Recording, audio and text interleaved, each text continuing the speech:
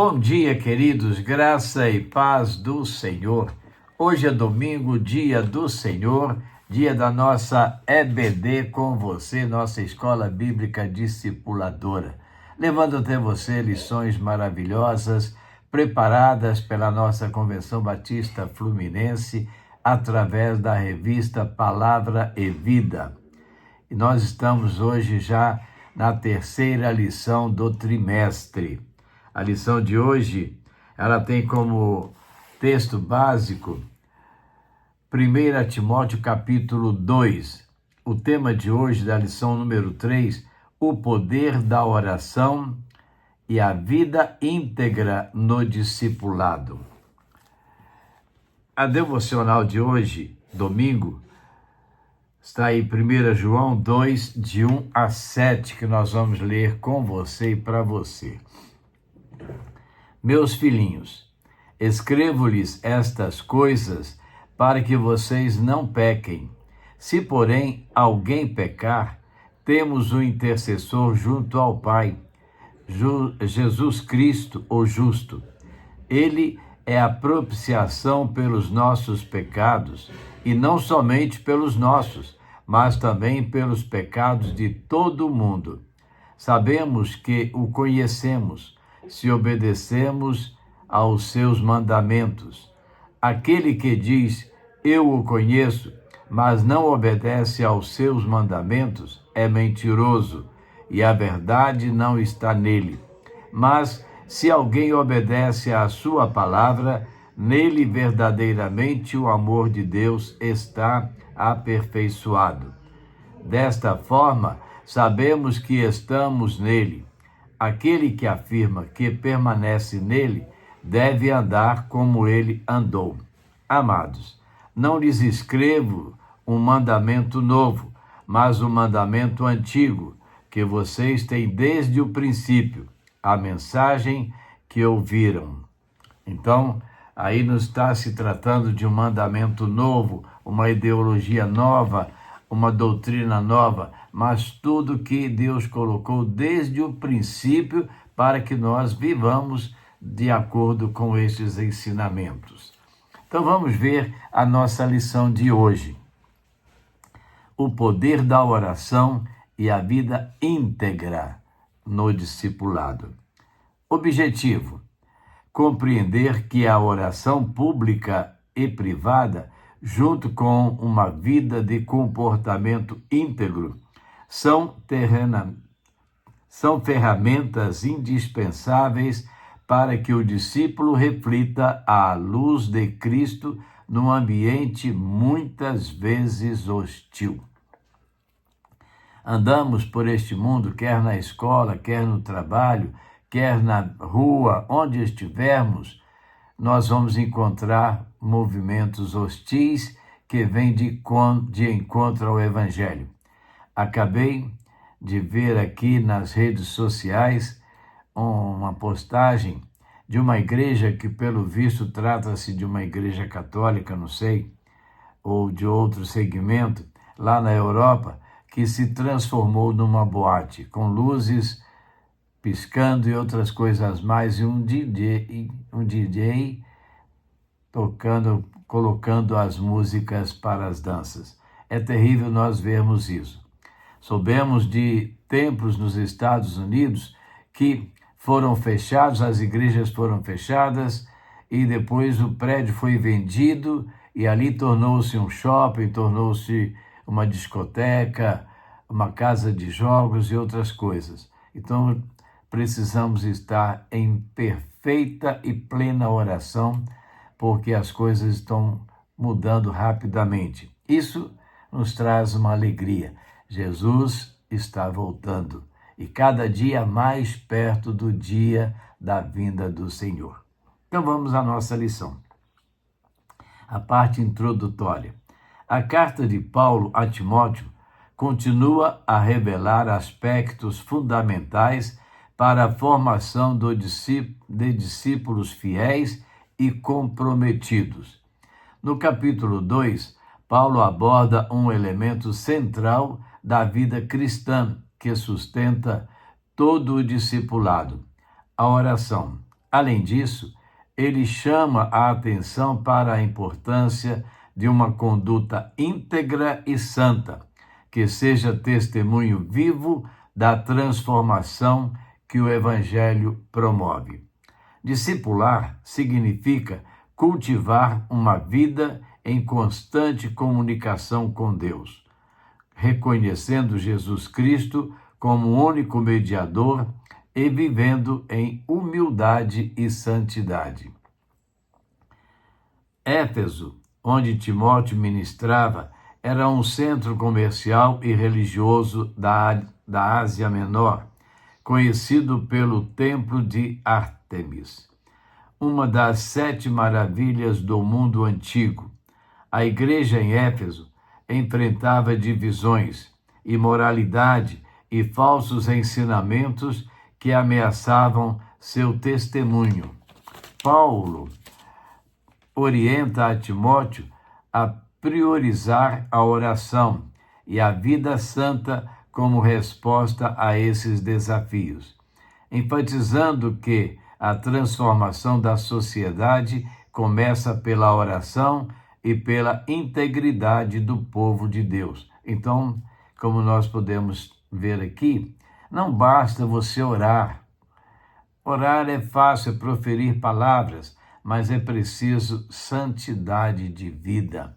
Uma oração sem santidade de vida não sai de perto de você, não chega à presença de Deus. Deus não ouve essas orações, que são apenas orações mecânicas, mas Deus quer uma oração feita por um justo, oração proferida por vidas santificadas ao Senhor, como termina essa parte introdutória, enfatizando que a transformação da sociedade começa pela oração e pela integridade do povo de Deus.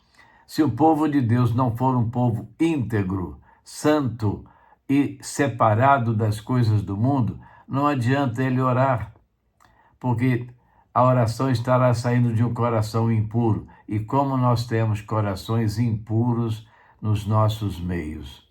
Agora vamos ao primeiro momento da nossa lição. A importância da oração por todos.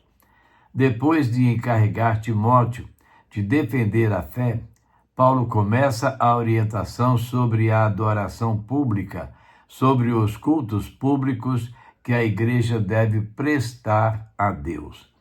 Paulo começa o capítulo com uma exortação para que se façam petições, orações, intercessões e ações de graças por todos os homens. Ele está afirmando que a oração é a primeira e mais importante atitude do discípulo para promover a paz e a justiça no mundo. A expressão proton, panton, antes de tudo, indica primazia de importância e não de tempo. Não é uma simples ordem cronológica, mas sim uma prioridade. Então, não é o tempo que você vai gastar, mas a maneira como você vai gastar esse tempo. Uma vida de retidão, uma vida íntegra, uma vida dentro dos moldes do padrão de Deus, será uma vida que vai usar cada tempo de acordo com a vontade de Deus e para suprir as necessidades dentro da vontade de Deus.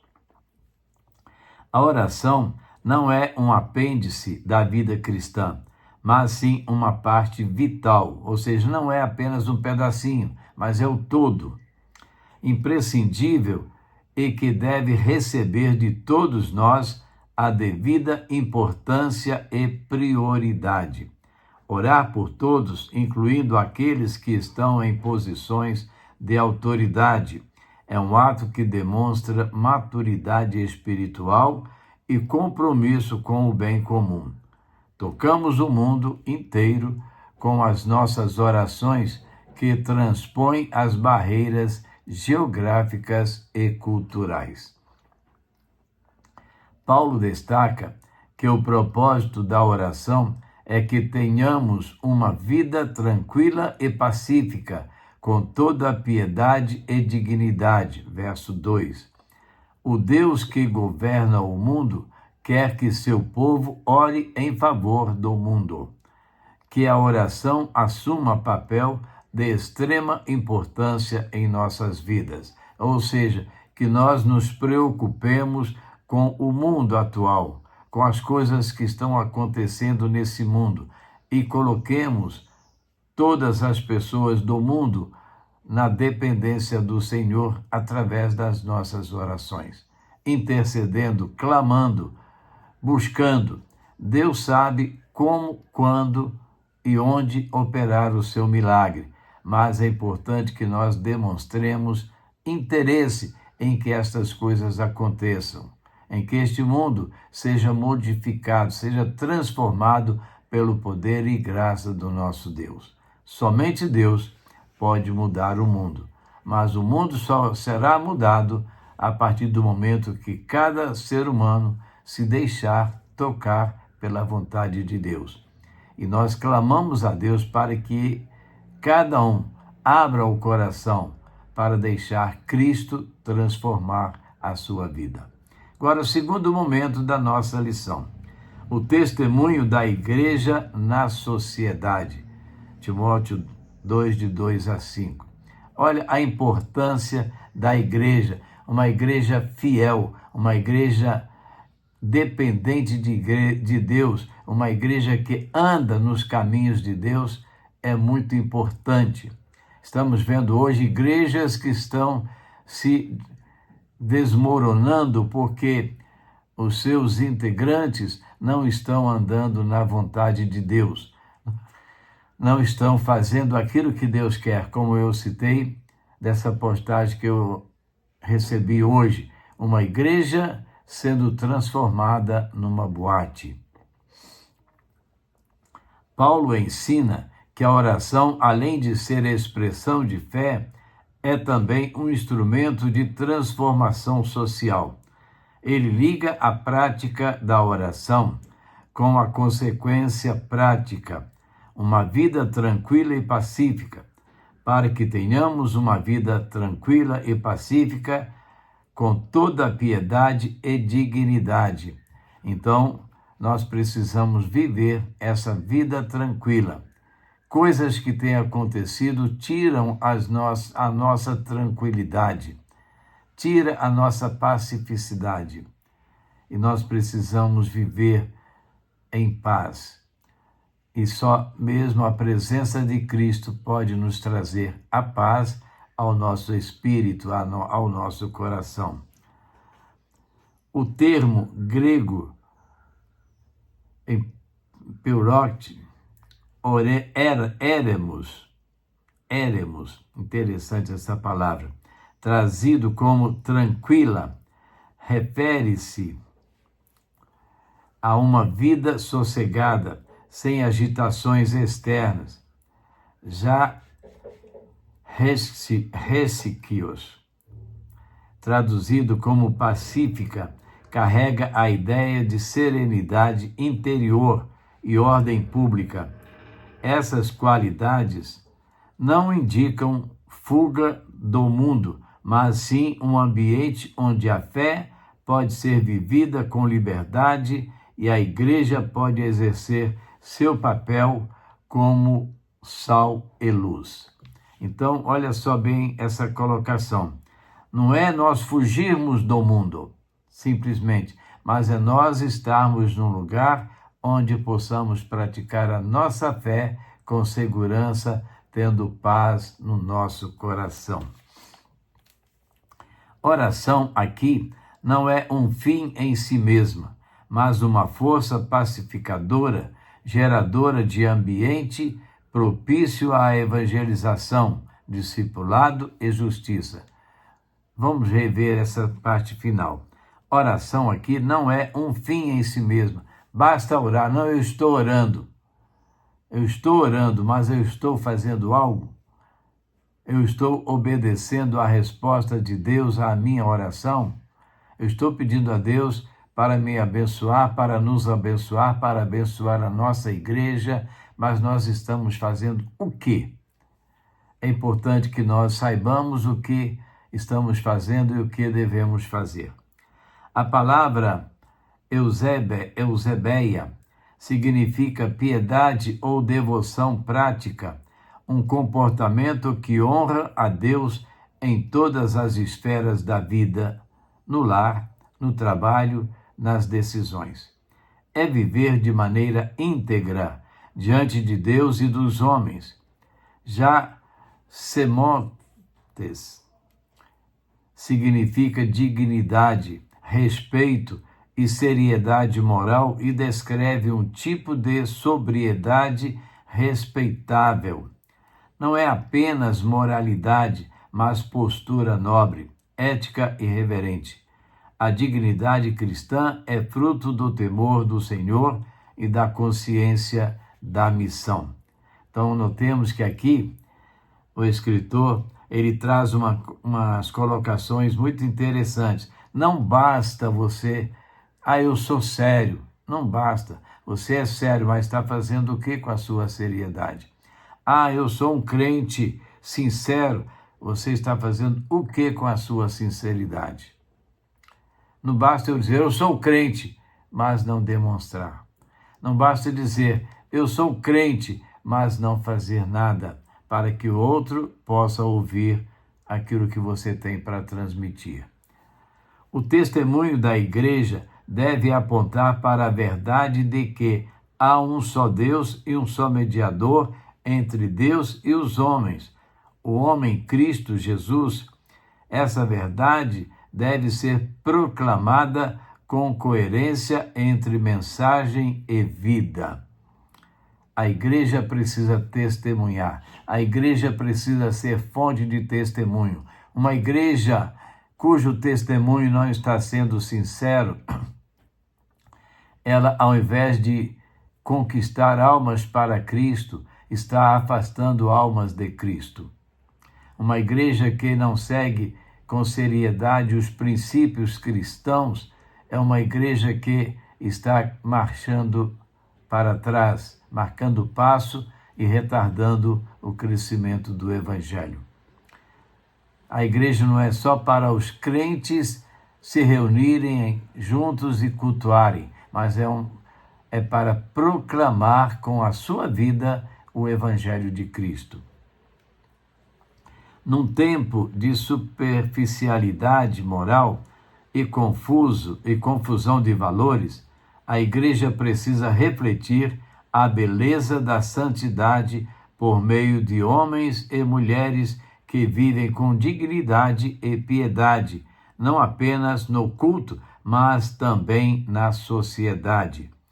Há um cântico que diz assim: que a beleza de Cristo se veja em mim, toda sua admirável. Aí vai falando do poder, da pureza do Evangelho. Então, o mundo precisa ver em mim e através da minha pessoa o poder do Evangelho, a transformação que o Evangelho faz. Se eu não estou vivendo de acordo com o Evangelho, eu estou desmoralizando o Evangelho. E eu preciso ter consciência disso. Terceiro momento da nossa lição. Jesus, o único mediador. Paulo reforça que há um só Deus e um só mediador entre Deus e os homens, Jesus Cristo. Este versículo é uma das declarações mais diretas e poderosas do Novo Testamento sobre a centralidade exclusiva de Jesus na salvação. Paulo afirma duas verdades fundamentais. Primeira, há um só Deus. Rejeitando o politeísmo e qualquer concepção que relativize a soberania divina. Há um só Deus. Se há um só Deus, não há outro Deus. Não há Deus simplesmente. Há um só Deus. não existem outros deuses. Outros deuses citados pela humanidade, pelas seitas e religiões, são deuses fabricados pelo homem, deuses criados pelo homem, deuses falsos. O nosso Deus não é um Deus criado, mas um Deus criador, o único criador. Segundo, há um só mediador, rejeitando qualquer outro canal espiritual como necessário entre Deus e os homens. Isso significa que não há outro caminho para chegarmos aos céus. O próprio Jesus declarou: eu sou o caminho, a verdade e a vida. Ninguém vem ao Pai senão por mim. Ele não diz: eu sou um caminho, mas o caminho. Isso quer dizer que só existe um caminho. E também a Bíblia nos mostra que debaixo dos céus nenhum outro nome há dado entre os homens pelo qual devamos ser salvos. Então, não adianta você criar atalhos, criar caminhos, criar passagens. Só Jesus salva. E só Ele pode ser o mediador entre o homem e Deus. Essa verdade é o fundamento do discipulado, porque esclarece que não há outro caminho para o Pai senão por meio de Jesus. A mediação de Cristo é exclusiva, pessoal e eficaz, e é necessário que todos reconheçam que todo o acesso ao Pai é possível somente por meio da obra redentora de Cristo. Só através de Cristo. A salvação é exclusivamente por Jesus. Ninguém pode te salvar, a não ser Jesus. Nenhum líder religioso, nenhum ritual humano ou nenhum sistema pode substituir Cristo Jesus, que intercede por nós e nos capacita para viver segundo a vontade do Pai. Qualquer ensino que coloca outros mediadores no lugar de Cristo nega essa verdade essencial. A mediação de Cristo não é apenas verbal ou representativa, ela é sacrificial. E só Jesus padeceu o sacrifício por nós. Pois ele não ofereceu sangue de animais, mas seu próprio sangue, derramado para nos purificar de todo o pecado. É uma mediação completa e perfeita, e por isso não precisa ser repetida. É suficiente. Compreendendo que Jesus é o nosso único mediador, fazemos nossas orações em nome de Jesus. Normalmente é assim que encerramos nossas orações, porque somente o Senhor Jesus é nosso mediador. Não há no mundo nenhum outro mediador a não ser Jesus Cristo. Creia nisso. Conclusão. O capítulo 2 de 1 Timóteo revela que a vida da igreja e do discípulo não é construída em torno de cerimônias vazias, mas de práticas espirituais que refletem o caráter de Cristo no mundo. Como eu estava ouvindo alguém falando, um pastor falando pelas redes sociais, não adianta você embelezar a igreja, você criar programas fantasiosos, cheios de coisas, músicas espetaculares, uma boa música, digamos assim, apresentações assim grandiosas. O que importa é o viver essencial de Cristo em nossos corações. Palavras trazidas da Bíblia para os ouvintes, palavras inspiradas por Deus, que possam partir não do nosso intelecto, mas do nosso coração. Que você possa pensar nisso. A oração não é somente devoção pessoal, mas ferramenta de transformação comunitária e social, abrindo caminhos para o agir de Deus na história, nos desafiando a viver na maneira íntegra, coerente e respeitável em todos os espaços. não é apenas uma coisa de mim para com Deus, mas é uma coisa de mim em favor do mundo para com Deus. Intercessão. O testemunho cristão autêntico não se limita ao púlpito ou ao templo, mas se expressa no caráter, nas palavras e nos relacionamentos. Então, aqui, uma igreja santa, ela não basta ter palavras bonitas ditas do púlpito. Como alguém disse, é preciso haver empolgação. Não, é preciso haver sinceridade. Isso sim.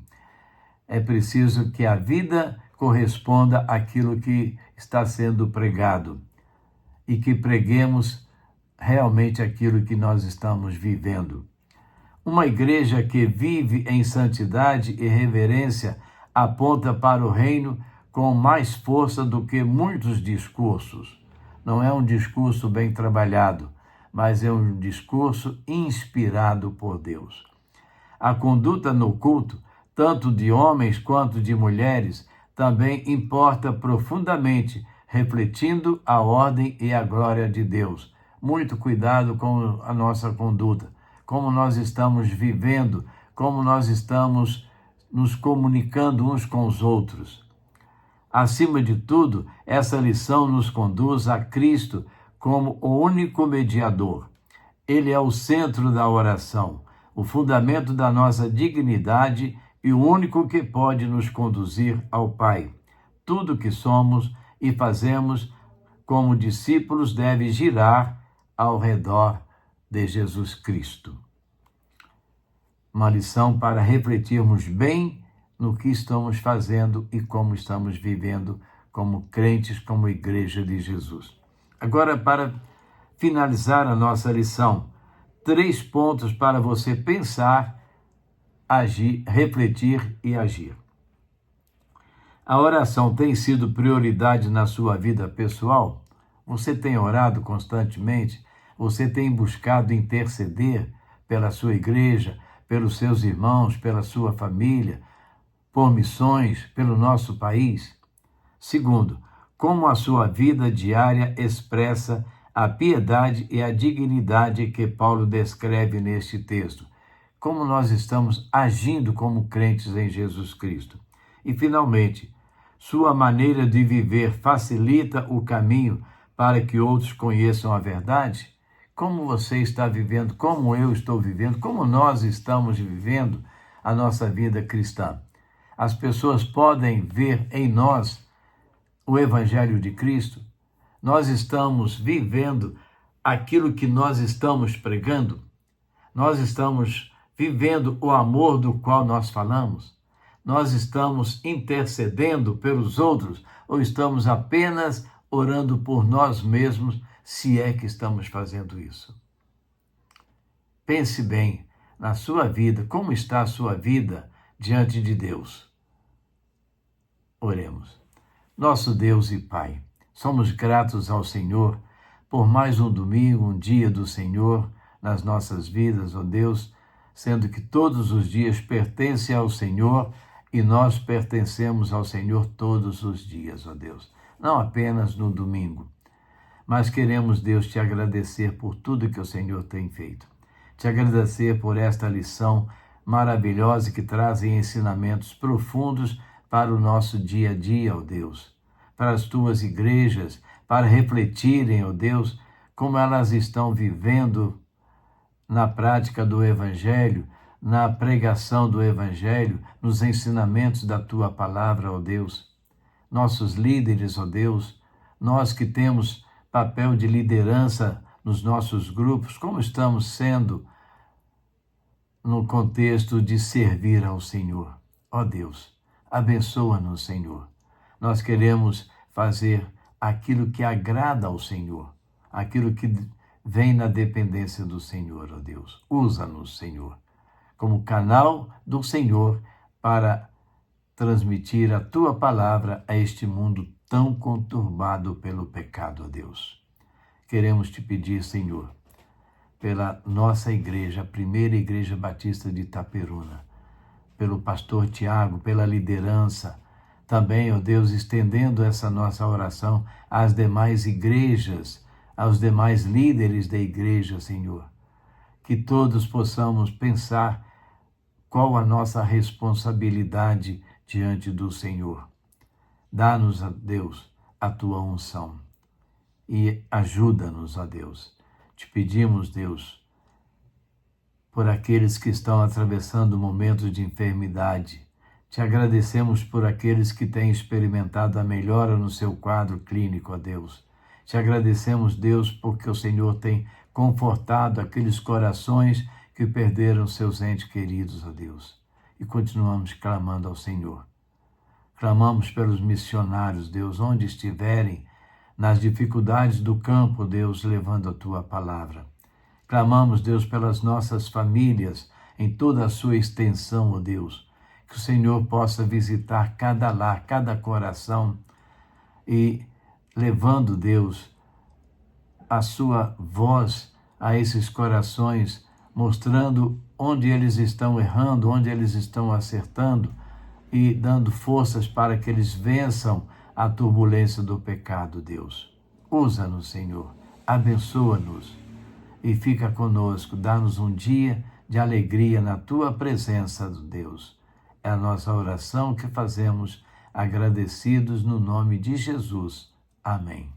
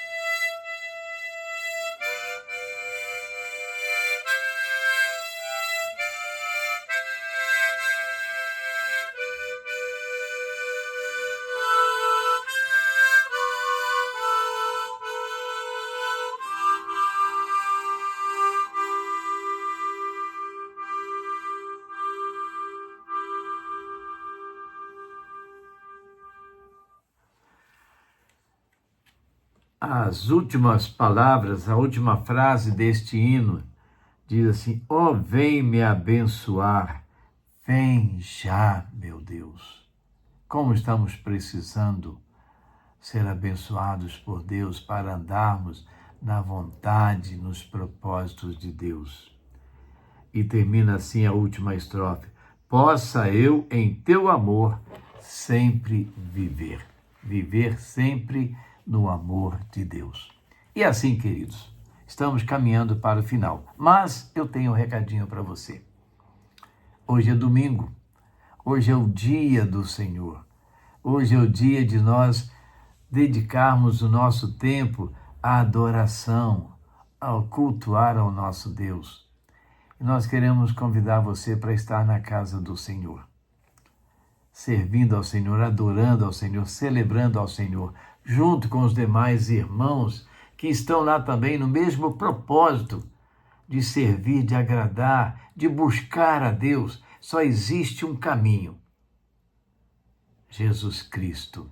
Não adianta você viver nesse mundo paralelo, buscando aqui e ali, mas você tem que buscar lá em cima, buscar Jesus Cristo, através da oração.